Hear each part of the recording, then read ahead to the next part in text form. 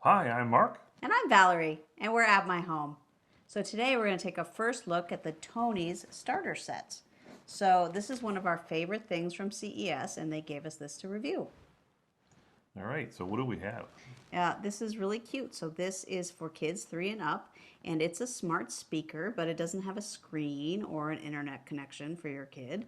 But it is a really cute little box that they can use with these characters and have story time. So the way this works is that parent sets it up using the app, and then your child can put one of these little guys on here, a Tony. It activates it and it plays different stories and different songs and things and really makes it fun. And it's very durable, like you were saying, right? You Yep. can bounce it around.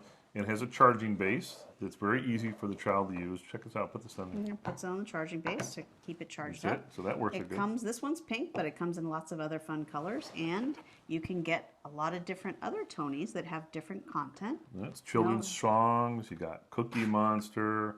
And this one's really cool. It's called a Creative Tony. And you can put your up to 90 minutes of your own content on there. Oh, that means if I gave this to my grandkids, I could record something from me on it, and then they Yeah. could play it. Oh, that's pretty neat.